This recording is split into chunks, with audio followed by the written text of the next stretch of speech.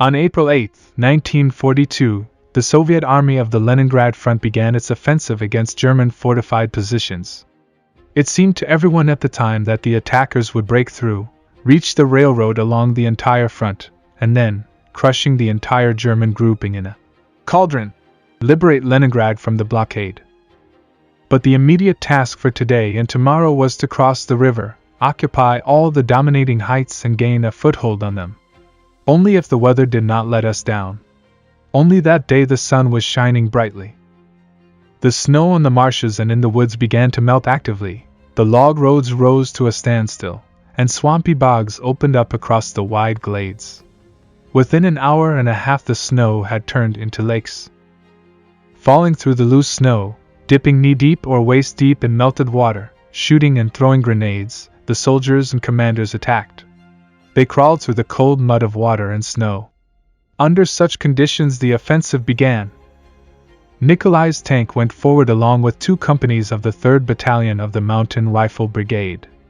The tank platoon consisted of 3 identical Trophy T3 tanks, but they were all without radios and had no communication between themselves or with the command. So when 2 tanks disappeared from sight, he was left alone to carry out the task. After getting out of the swamp on solid ground, the tank raced at full speed between the bushes of the coastal strip.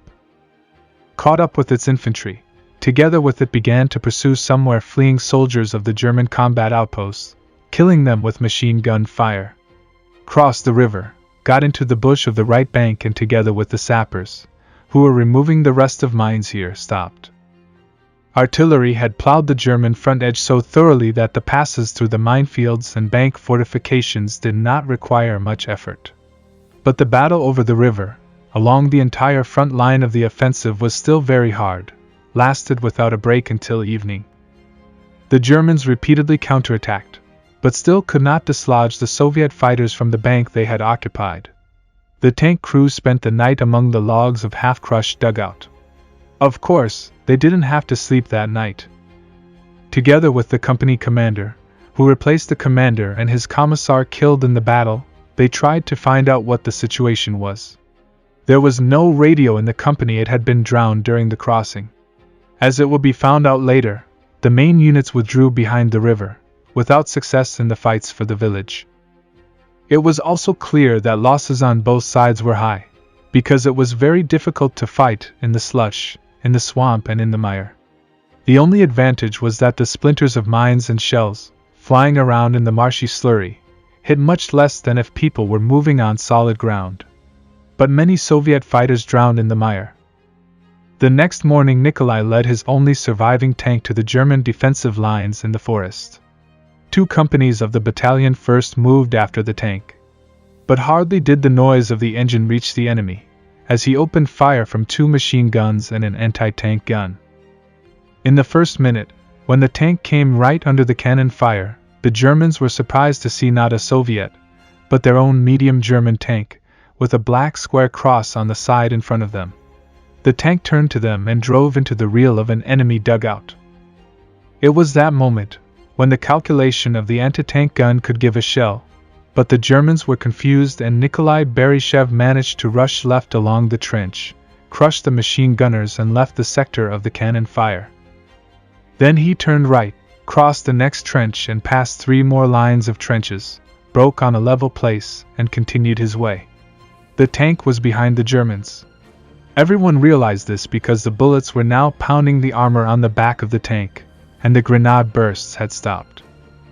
The tank skidded another 300 meters, then Baryshev opened the hatch, looked through the gap and saw a wide road in front of him. There were no Germans around, and the noise of the fierce fight could be heard from behind.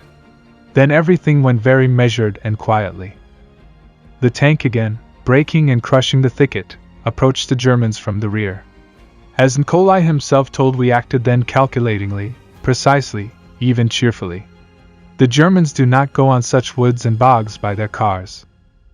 And here, in our hands, it knew no obstacles, either forest, nor bog, nor stumps, nor deep snow, despite the fact that the caterpillars and the whole running gear are very weak, incomparably weaker than the running gear of any Soviet tank. The Baryshev tank's raid on the enemy rear lasted 5 days. Later it was defined that they destroyed 230 soldiers and 5 officers of the enemy. 1 battery of anti-tank guns consisting of 4 guns was destroyed. 21 machine gun points were destroyed, 10 machine guns were captured, 3 machine gun pits were burned, and a dozen dugouts were destroyed. 1 German tank was shot down, and a radio station was captured and destroyed.